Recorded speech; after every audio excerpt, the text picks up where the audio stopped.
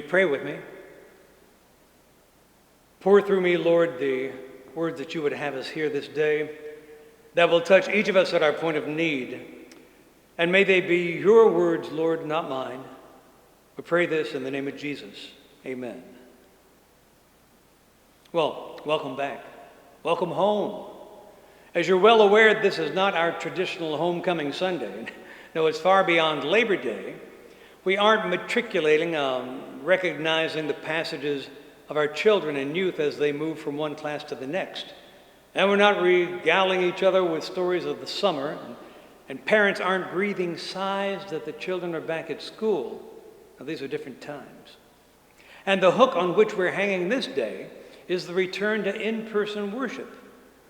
Our decision for this Sunday has been informed and led by our task force and facilitated by our worship committee.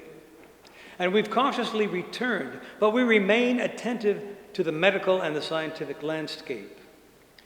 As a matter of fact, this time of quarantine and separation has been instructive in many ways. We've learned that the building cannot contain our ministry.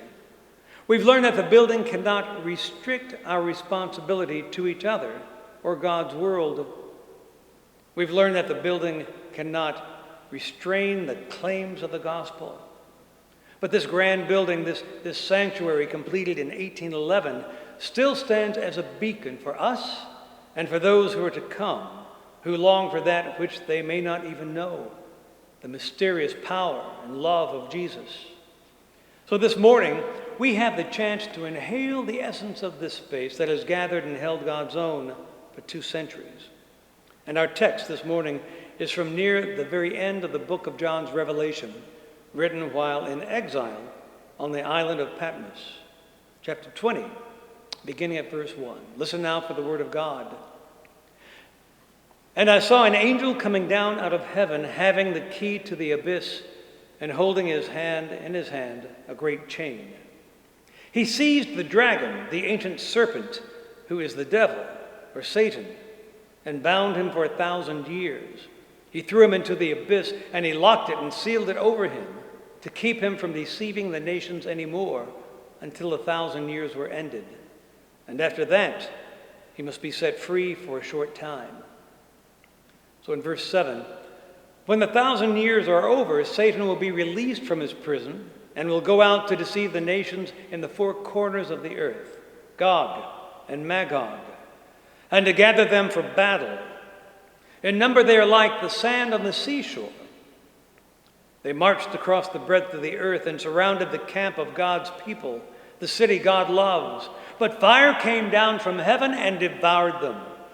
And the devil who deceived them was thrown into the lake of burning sulfur, where the beast and the false prophet had been thrown. This is the word of the Lord. Thanks be to God. The book of Revelation is 22 chapters long, or it's 404 verses.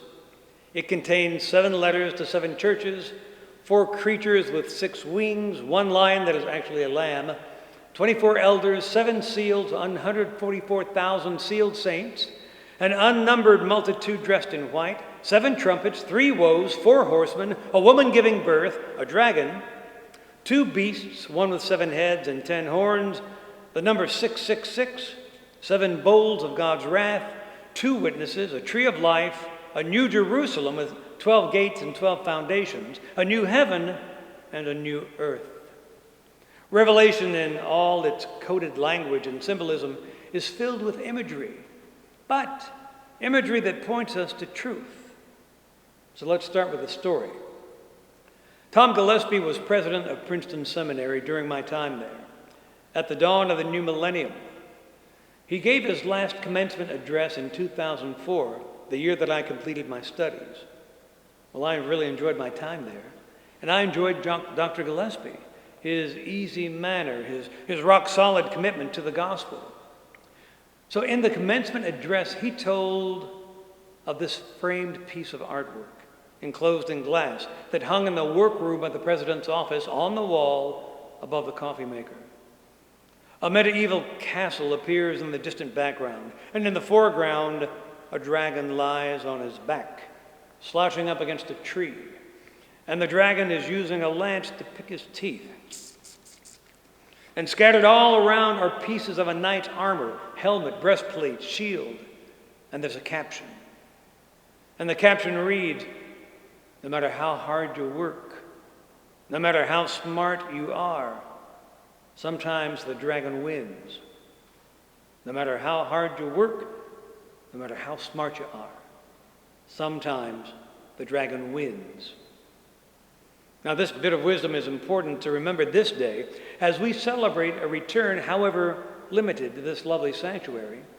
And as the election rhetoric escalates, if that's possible, as children are at risk in isolation and deprived the social lessons of reading a face or a smile or a grimace, and as we live into what's next, not really knowing what's coming, we realize that no matter how smart we think we are, no matter how hard we're willing to work, sometimes it's not enough.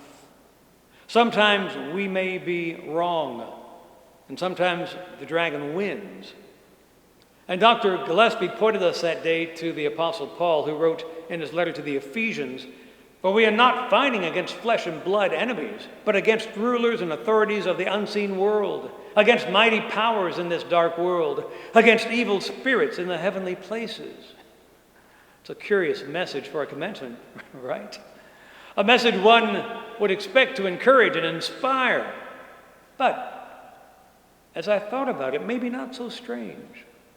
This was perhaps the last opportunity to equip us, we who were about to be sent out into the world, into hospitals and churches and Rotary clubs, with a bit of practical wisdom more useful perhaps than Hebrew conjugations.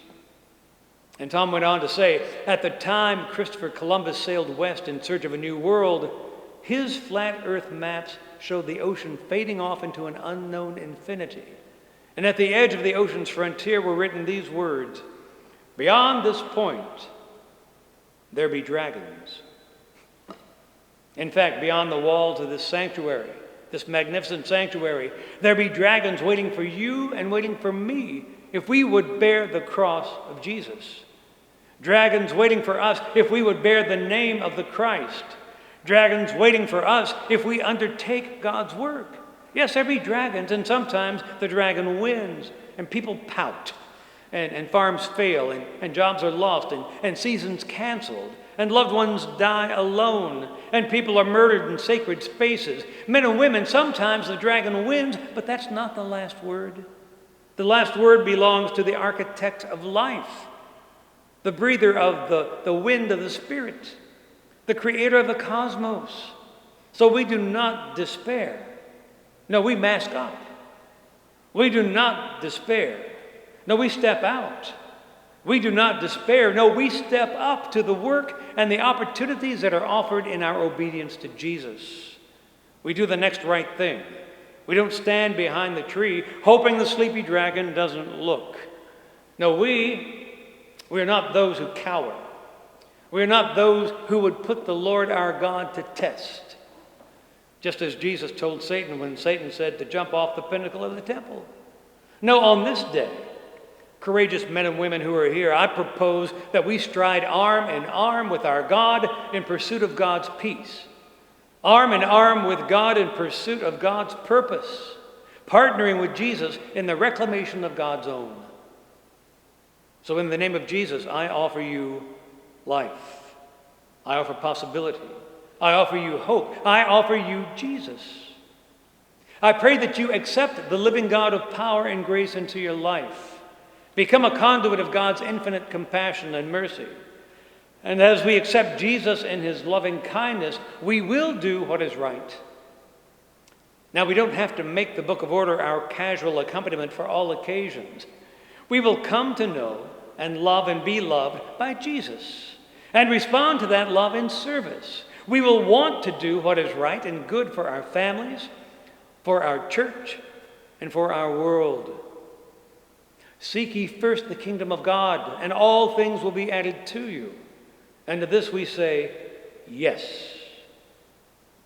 Sometimes the dragon wins, but not in the end, and not today. Welcome home.